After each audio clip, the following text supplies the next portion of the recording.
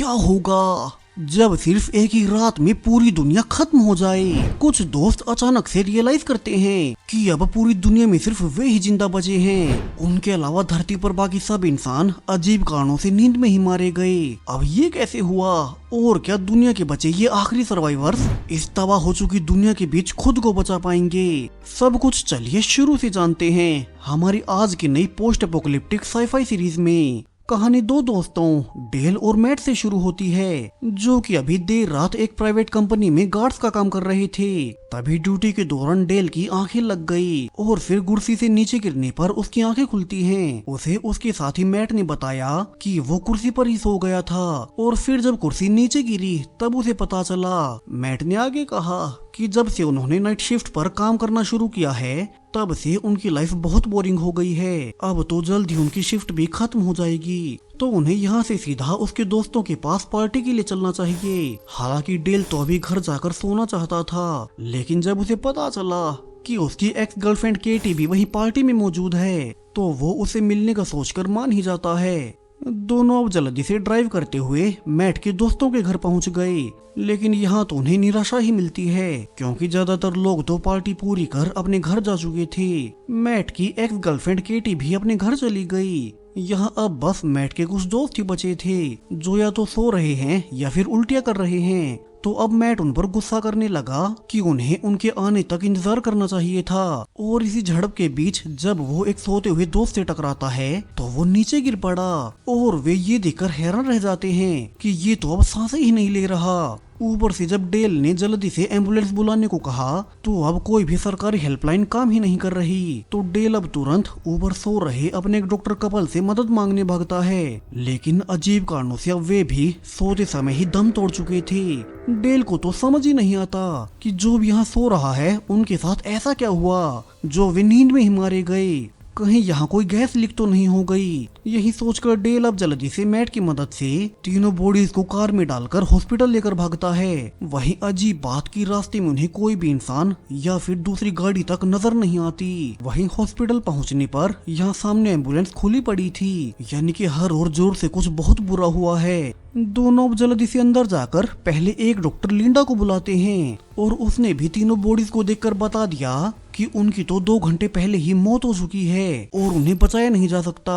वहीं उन्हें पहले पुलिस को फोन करना चाहिए क्योंकि ये कोई क्राइम भी हो सकता है। लेकिन अब डेल ने बताया कि इस रात से तो कोई भी गवर्नमेंट लाइंस काम ही नहीं कर रही। तभी लिंडा ने कहा कि हाँ, इस रात उनके पास भी ऐसे ही अजीब केसेस आ रहे हैं। तो वो सुबह होने तक दोनों को हॉस्पिटल में ही इंतजार करने को कहती है, तब तक उनका पूरा स्टाफ भी आ जाएगा। डेल अंदर इंतजार करते हुए नोटिस करता है कि उनके सामने एक बाप बेटी भी किसी पेशेंट के लिए आई थी और फिर बेटी अपने पिता को कुछ देर रेस्ट करने के लिए सोने को कहती है। जबकि अंदर डॉक्टर लिंडा ने भी अपने एक नर्स से कहा कि आज उनके पास कुछ अजीब ही केसेस आ रहे हैं तो वो सब संभाल लेगी और उसे कुछ देर आराम के लिए सो लेना चाहिए। फिर जब 30 मिनट बीत गए तो बाहर डेल नोटिस करता है कि सोते हुए उस बूढ़े आदमी के मुंह से झाग निकल रहे थे। और फिर जब वो यहीं उसकी बेटी को बताने भी गया तो अजीब कारणों से वो भी अब तक नींद में ही दम तोड़ चुकी थी। वहीं अंदर लिंडा भी जब अपनी नर्स को उठाती है तो वो भी नहीं उठती। यानी कि लिंडा, डेल और मैट तीनों अब तक समझ चुके थे कि असल में इस रात जो भी सोए थे सिर्फ वे ही मर रहे हैं। लिंडा ने रोते हुए कहा कि इसीलिए कोई भी पुलिस लाइन या फिर इमरजेंसी लाइंस काम नहीं कर रही और उसे आधी रात से ही ऐसे केसेस आ रहे हैं। अब ये जानकर डेल को याद आया कि वो भी सोया था, लेकिन किस्मत से जब वो कुर्सी से गिरा तो उसकी नींद टूट गई और उसकी जान बच गई, वरना तो वो भी मर चुका होता। तो अब डॉक्टर लिंडा कहती है कि बेशक से कोई भी हेल्पलाइन काम न कर रही हो, लेकिन उन्हें जल्द से जल्द शहर के रेडियो स्टेशन पर जाना होगा ताकि वे पूरे शहर में ब्रॉडकास्ट कर ये चेतावनी दे सकें कि अब कोई भी ना सोए, वरना तो उनकी जान चली जाएगी। हालांकि अभी तो किसी को ये भी नहीं पता कि ये सब हो क्यों रहा है और क्या ये सब सच में सोने की वजह से हो रहा है। तीनों एक साथ फिर से गाड़ी लेकर रेडियो स्टेशन की ओर निकल गए। तभी कुछ देर चलने के बाद रास्ते में लिंडा उन्हें रुकने को कहती है। दरअसल उन्हें निकलने के बाद सड़कों पर अपने अलावा और कोई भी नहीं दिखा था, तो लिंडा तो अब डर के मारे शोर करने लगती है। उसने आसमान में फायर भी किया, लेकिन दूर दूर तक एक डराने वाली खामोशी के अलावा उन्हें यहाँ और कुछ नहीं मिलता। डेल भागकर पास वाले घरों में भी जाता है और जैसा कि उन्होंने थ्योरी सोची थी, सच में यहाँ हर कोई जो भी सोया था वे सब के सब अब दम तोड़ चुके हैं। खाली सड़कों पर चिल्लाने और शोर मचाने के बावजूद उन्हें कोई रिप्लाई नहीं मिलता। तभी लिंडा को याद आया कि वे तो भूल ही गए। वे सबको रेडियो से चेतावनी देने के चक्कर में अपने फैमिली मेंबर्स को बताना भूल गए कि वे सोए ना। लेकिन अब तीनों की फोन करने के बावजूद उन्हें कोई रिप्लाई नहीं मिलता। डेल भी परेशान हो गया कि कहीं उसकी एक्स गर्लफ्रेंड सो ना गई हो और वो तो अब उसका फोन भी नहीं उठा रही। साफ है तीनों की फैमिलीज कल रात को ही सो चुकी होंगी और शायद अब कोई नहीं बच पाया।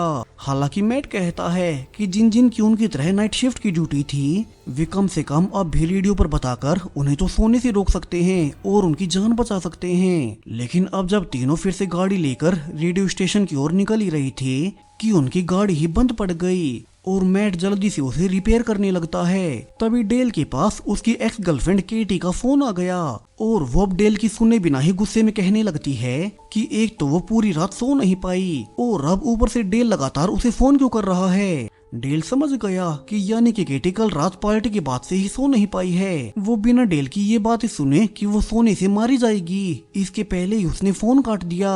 सो अब डेल बाकी दोनों को रेडियो स्टेशन पर जाने का कहकर खुद पैदल ही भागकर केटी के घर उसे सोने से रोकने जाने लगता है। मैट ने उसे पीछे से कहा कि वे रेडियो स्टेशन के बाद केटी के घर ही आ जाएंगे और डेल वहाँ से कहीं ना जाए। फिर मैट डॉक्टर को बताता है कि पहले वो डेल के साथ एयरफोर्स में एक साथ रह चुका है, लेकिन एक बार डेल से एक बहुत बड़ी गलती हो गई जिस कारण उसे एयरफोर्स से निकाल दिया गया और मैट ने अपने दोस्त के लिए अपनी भी जॉब छोड़ दी। इसलिए अब उन्हें ना चाहते हुए भी एक नाइट गार्ड का काम करना पड़ता है। अब तक उनकी गाड़ी ठीक हो चुकी थी तो दोनों जल्दी से शहर के रेडियो स्टेशन में पहुंच गए। यहाँ भी बाहर की तरह पूरा स्टाफ अब सोते समय ही खत्म हो चुका था। तो दूसरी ओर डेल तो अब तेजी से भागकर केटी के ही घर जा रहा है, कहीं वो तब तक सो ना जाए। और अब तो उसने अपना फोन भी बंद कर लिया है। रास्ते में उसे भी ऐसे लोग दिखने लगे जो सोने के बाद अब कभी नहीं उठेंगे। सो डेल अब जल्दी से केटी के घर पहुंचकर उसका दरवाजा तोड़कर अंदर घुसता है। फिर वो चिल्लाते हुए केटी के बेडरूम की ओर भागा कि वो सोए ना, लेकिन अब तो यहाँ कोई नहीं था। डेल सोचने लगता है कि वो कहाँ गई। तभी पीछे से केटी आकर उस पर अटैक कर देती है। उसे लगा कि डेल ब्रेकअप के बाद जबरदस्ती से उसके पीछे पड़ रहा है, जबकि डेल तो उसे समझाया जा रहा था कि वो उसकी जान बचाने आया है। इस रात अजीब कारणों से जो कोई भी सोया था वे सब के सब मारे जा चुके हैं। हालांकि अब केट को लगता है कि डेल ने जरूर से नशा किया होगा और वो उसके करीब आने के बहाने ढूंढ रहा है। पहले भी जब वे साथ थे तब डेल अपनी जॉब जाने के बाद से निराश रहने लगा था और इसी कारण से उनका ब्रेकअप भी हुआ। तो अब केटी पुलिस को फोन कर डेल की कंप्लेन करने लगती है, जो वो बिना उसकी मर्जी के उसके घर में घुस आया है। लेकिन आज तो कोई भी हेल्पलाइन काम ही नहीं कर रही। तभी रेडियो स्टेशन से डॉक्टर लिंडा अब पूरे शहर में अनाउंस करने लगती है कि जो भी लोग अब तक जागे हुए हों वे गलती से भी ना सोएं, वरना तो वे सब मारे जाएंगे। वो शहर के हॉस्पिटल से डॉक्टर लिंडा बोल रही है और उसने ऐसी ही अब तक अनगिनत मौतों को होते देखा है। रेडियो पर इसी ब्रॉडकास्ट को सुनकर अब केटी को भी यकीन हो गया कि डेल सच बोल रहा है और वो तो उसकी जान बचाने आया था। जल्द ही अनाउंसमेंट के बाद मैट और लिंडा भी यहीं आ गए और अब तो चारों सर्वाइवर्स मिलकर सोचने लगते हैं कि उन्हें आगे क्या करना चाहिए। वे हमेशा के लिए तो जागे नहीं रह सकते, तो उन्हें जल्द से जल्द इस अजीब से फिनोमिना को समझकर इसका इलाज खोजना होगा। अब डॉक्टर लिंडा के अनुसार एक आम इंसान सिर्फ 48 घंटे ही नॉर्मल जागी रह सकता है, इसके बाद उसकी हालत बिगड़ने लगेगी। तो अब उन्हें जल्द से जल्द वापिस से उसके हॉस्पिटल जाना चाहिए। चारों साथ मिलकर अब हॉस्पिटल में वापिस आ जाते हैं, जहाँ डॉक्टर लिंडा अपनी मेडिकल नॉलेज का इस्तेमाल कर ये जानने की कोशिश करेगी कि वे सब लोग सोने के बाद मर क्यों रहे हैं। तभी ऊपर जाने पर केटी और डेल ने देखा कि यहाँ तो एक बूढ़ी पेशेंट अब तक जिंदा थी। दरअसल उसे सोने के लिए डॉक्टर्स द्वारा दवाई दी जाती थी और अब चूंकि कोई डॉक्टर ही नहीं बचा तो दवाई न मिलने से वो सो नहीं पाई और जिंदा बच गई। अब लिंडा सबसे पहले चारों मेंबर्स को एक दवाई देती है जो कि उन्हें सोने नहीं देगी और जगाए रखेगी। इन्हें लेने के बाद चारों में फिर से एनर्जी आ जाती है, यानी कि वे अभी के लिए सोने से सेफ हैं। फिर जो लोग ऑलरेडी मर चुके थे, डॉक्टर लिंडा उनकी ऑटोप्सी करने लगती है ताकि उसे इन मौतों का राज पता चल सके। साथ में मैट और डेल उसे रिकॉर्ड करते हुए मदद कर रहे थे।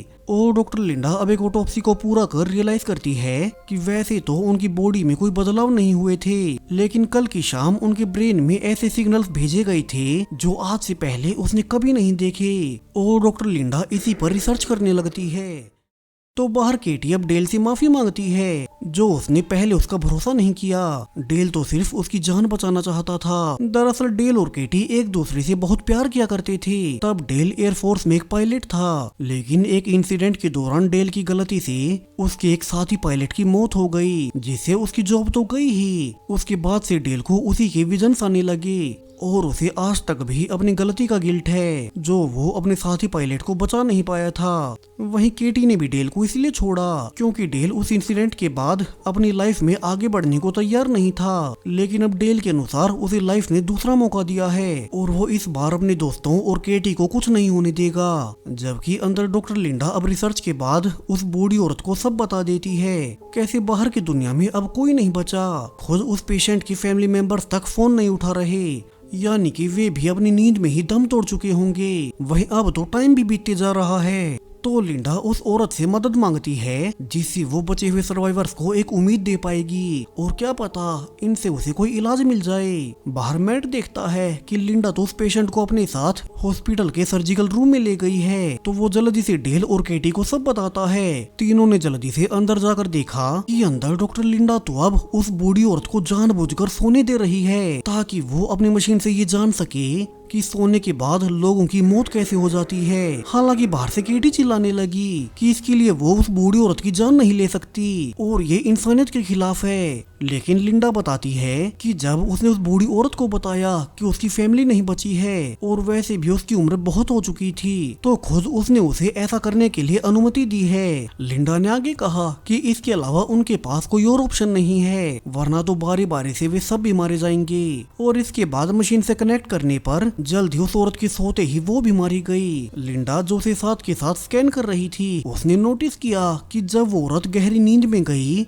तभी उसका दिल धड़कना बंद हो गया और इसका कारण उसका ब्रेन था। शायद से पूरी दुनिया में ऐसा कोई वायरस फैलाया गया है जो इंसानी ब्रेन को सोते ही बंद होने पर मजबूर कर रहा है। अब डेल ने पूछा कि वो औरत सोने के कितनी देर बाद मारी गई और डॉक्टर लिंडा 3 मिनट बताती है। तो डेल ने कहा कि अब वो खुद पर ही एक्सपेरिमेंट करके देखेगा। वो भी सोने जा रहा है और वे टाइमर लगाकर 3 मिनट होने से पहले ही उसे जगा दें। तब तक डॉक्टर लिंडा ये देखे कि उसकी बॉडी के साथ क्या होता है। हालांकि मैट ने ये एक्सपेरिमेंट करने से मना कर दिया क्योंकि क्या हो अगर डेल उठ ही ना पाए। लेकिन डेल ने याद दिलाया कि अगर उन्होंने जल्द से जल्द इस वायरस का इलाज नहीं ढूंढा तो वे वैसे भी मारे जाएंगे और टाइम उनके हाथों से निकलते जा रहा है। तो अब डेल के जिद करने पर सभी उस पर एक्सपेरिमेंट करने के लिए तैयार हो जाते हैं। डेल अब लेटते के साथ ही नींद में चला गया क्योंकि उसे उठे हुए लगभग 60 घंटे होने को आए थे। वहीं अब डेल को नींद आते ही उसे अजीब से विजन्स दिखने लगते हैं जो कि उस इंसिडेंट के बाद से उसे डराते आए हैं। और जब 3 मिनट पूरे होने वाले थे तो लिंडा ने उसे 10 सेकंड पहले ही जगा दिया, जिससे डेल की जान बच जाती है। हालांकि अब तो वो मानो अपने होश में ही ना हो। उसकी बॉडी इतने समय तक जागे रहने से कुछ भी फील नहीं कर पा रही। तो डेल अब होश संभालते हुए बताने लगता है कि उसे सोते ही अजीब से विजन्स आने लगे थे और हर गुजरते समय के साथ उसका सिर भारी हुआ जा रहा था। यानी कि बाकी सब के साथ भी ऐसा ही होता होगा। ये जो कोई भी वायरस है ये सोने के बाद ब्रेन में इतने सारे विचार एक साथ चलने देता है जिससे दिमाग काम करना ही बंद पड़ जाए और फिर तो ब्रेन के बंद होने से इंसानों की भी मौत हो जाती है। तभी लिंडा ने सबको एक कमाल की बात बताई। उसने रिवील किया कि वो डेल की बॉडी को साथ के साथ स्कैन कर रही थी और उसे इस बार पता चल गया कि पूरी दुनिया में सिर्फ एक ही ऐसी जगह है जिस तरफ से ये वायरस के सिग्नल्स नहीं आ रहे। और उसने अपनी कैलकुलेशन से मैप में पता कर लिया कि ये तो एरिस्ट्रा नाम का एक छोटा सा आइलैंड है। यानी कि डॉक्टर सैंड्रा की रिसर्च के अनुसार अभी पूरी धरती पर अकेली सिर्फ एक वही जगह है जहां जाकर वे सो पाएंगे और उन्हें कुछ नहीं होगा। हालांकि पूरी दुनिया में एक वो ही जगह कैसे बची जहां इंसान सेफ रह सकते हैं, ये तो उन्हें वहां जाकर ही पता चलेगा। लेकिन अभी के लिए उन्हें बचने की एक उम्मीद मिल चुकी थी। हालांकि मैट उस लोकेशन को मैप में देखकर अपने कैलकुलेशन से बताता है कि वो आइलैंड यहाँ से बहुत दूर है, तो अगर वे कोई बोट लेकर जाते हैं तो उन्हें उस आइलैंड तक पहुँचने में कई दिन लग जाएंगे और तब तक जगह रहना उनके लिए इम्पॉसिबल होगा। लेकिन लकीली वे पायलट हैं, तो अगर वे किसी हेलीकॉप्टर को ढूंढ लें तो उन्हें वहां पहुंचने में सिर्फ 10 ही घंटे लगेंगे। हालांकि अभी से ही उनकी बॉडी कमजोर हो चुकी थी, लेकिन उन्हें अगले 10 घंटे तक जागे रहकर ये आखिरी कोशिश तो करनी ही होगी। तो चारों अब निकलने से पहले जल्दी से हॉस्पिटल से सारी काम की चीजें इकट्ठा करने लगते हैं। डॉक्टर सैंड्रा तो ऐसे इंजेक्शन और दवाइयां लेने लगी जो कि उन्हें नींद न आने दे। फिर जब वे गाड़ी में सामान लोड कर रही थी तब मैट ने कहा कि अभी के लिए उनके पास शहर के इकलौते एयरपोर्ट पर जाने के अलावा और कोई ऑप्शन नहीं बचा है, और अगर बदकिस्मती से अगर उन्हें वहाँ कोई प्लेन नहीं मिला तो उनके बचने का ये आखिरी रास्ता भी बंद हो जाएगा। वहीं अब रास्ते में जाते हुए डेल ने रियलाइज किया कि नींद न लेने से उसकी हालत खराब होती जा रही है। तभी उसके सामने केटी तो अब तक ऑलरेडी सो भी गई, तो डेल डरते हुए जल्दी से डॉक्टर सैंड्रा का बैग निकालता है और उसने एक एड्रेनलिन का इंजेक्शन केटी के पैर में लगा दिया। लकीली केटी अब तक गहरी नींद में नहीं गई थी और वो सही टाइम पर जाग गई। लेकिन इस इंसिडेंट के बाद बाकी ग्रुप समझ चुका था कि अब उनके पास भी ज्यादा समय नहीं बचा है, तो वे जल्दी से एयरपोर्ट पर पहुंचते हैं और उम्मीद के अनुसार उन्हें यहाँ कोई इंसान नहीं दिखता। लेकिन उनकी अच्छी किस्मत उन्हें रनवे पर ही एक छोटा सा जेट खड़ा मिल गया, यानी कि उनकी किस्मत भी उनका साथ दे रही है, वरना तो वे बच नहीं पाते। तो मैट तो जल्दी से तीनों साथियों को बैठाकर अब प्लेन को टेक ऑफ कर लेता है और वे सीधा उसी आइलैंड की ओर निकल पड़े। तभी कुछ घंटों के बाद डेल ने देखा कि केटी अब फिर से सो चुकी है, तो डॉक्टर लिंडा इस बार फिर से वही एड्रेनलिन का इंजेक्शन उसे फिर से देती है। लेकिन इतनी बार दवा लेने से अब तक केटी की बॉडी बिल्कुल बिखर चुकी थी और इस बार तो उस पर इस इंजेक्शन तक का असर नहीं होता। डेल ये देखकर रोने लगा कि अब उसकी केटी नहीं बच पाई। डेल ने इस बार अपनी पूरी कोशिश की थी, लेकिन फिर भी वो केटी को बचा नहीं पाया। जबकि डॉक्टर सैंड्रा को केटी को देखकर समझ आ गया कि इंसानी बॉडी एक लिमिट तक ही इन दवाओं के सहारे जागी रह सकती है, और वे सब भी अब तक केटी के जितने ही इंजेक्शन ले चुके हैं, यानी कि उन तीनों के पास भी ज्यादा समय नहीं बचा है। वही कॉकपिट में मैट के साथ भी ऐसा ही हो रहा था। वो खुद को काटकर जागे रहने की कोशिश करने लगता है, लेकिन अब तक उसकी बॉडी भी जवाब देने लगी। लकीली तभी डॉक्टर सैंड्रा अंदर आकर अब डरते हुए मैट को इंजेक्शन लगाती है कि कहीं उसकी बॉडी भी केटी की तरह बिखर न जाए। लकीली मैट की बॉडी इस इंजेक्शन को झेल गई और वो फिर से जाग गया, लेकिन डॉक्टर सैंड्रा उसे चेतावनी देती है कि ये उसका आखिरी इंजेक्शन था। इसके बाद तो मैट दवाई लेने के बावजूद जागे नहीं रह पाएगा और मारा जाएगा, तो उन्हें जल्दी करनी होगी। वही अंदर डेल की भी हालत खराब होने लगी। अब तो इतने दिन से सो न पाने से उसे जागती आंखों से ही विजन्स दिखने लगते हैं। ऊपर से केटी की मौत ने उसे और ज्यादा तोड़ दिया। वहीं खुद डॉक्टर सैंड्रा भी अब तक खुद को किस्मत के सहारे छोड़ चुकी थी, यानी कि अब वे एक एक कर हिम्मत हारते जा रहे हैं। लेकिन तभी कॉकपिट से मैट चिल्लाता है कि वे फाइनली उस आइलैंड तक पहुंच ही गए। तीनों के लिए ये नई उम्मीद थी, लेकिन चूंकि इस आइलैंड पर लैंड करने के लिए कोई रनवे नहीं बना, तो मैट अब पास वाले समुद्र में ही पानी में प्लेन को लैंड करने लगता है। फिर तो जल्दी प्लेन लैंड करते हुए पानी में डूब गया। लेकिन तीनों मेंबर्स एक एक कर किसी तरह से तैरते हुए अब आइलैंड के किनारे पर निकल आते हैं। वहीं जिस तरह से वे नीचे गिरे थे और फिर उन्हें ठंडे पानी में तैरना पड़ा, तो अब तक उनकी बॉडी फिर से पूरी तरह से जाग जाती है। हालांकि अब डॉक्टर सैंड्रा ने रिवील किया कि उन्हें आइलैंड के बीच में जाना होगा, क्योंकि उसके डिवाइस के अनुसार यहाँ भी कुछ हद तक वो वायरस कमजोर होने के बावजूद काम कर रहा है। तो तीनों अब जल्दी से आइलैंड के सेंटर की ओर जाने लगे। रास्ते में उनकी हालत फिर से बिगड़ने लगती है, क्योंकि वे उस सिग्नल से दूर जा रही थी, और जब वे बिल्कुल सिग्नल की रेंज से बाहर आए तो वे बेहोश होकर नीचे गिर पड़ते हैं। डेल अपने सपने में देखता है कि वो केटी को बचा नहीं पाया, लेकिन केटी उसे कहती है कि इसमें उसकी कोई गलती नहीं थी और उसने पूरी कोशिश की है। सो पहले वाले इंसिडेंट की तरह वो इस घटना को अपने दिल पर ना ले और अपनी बची हुई लाइफ खुलकर जिए। तीनों अब इतने दिन जागे रहने से पूरे 15 घंटे सोकर उठते हैं। उन्होंने उठने पर रियलाइज किया कि चूंकि वे एक सेफ जोन में सोए थे तो उन्हें कुछ नहीं हुआ, और नींद के पूरी हो जाने से इतने दिनों के बाद अब वे पहली बार फ्रेश महसूस कर रहे हैं। तभी उन्हें एक पहाड़ी पर एक सीक्रेट फैसिलिटी दिखाई देती है,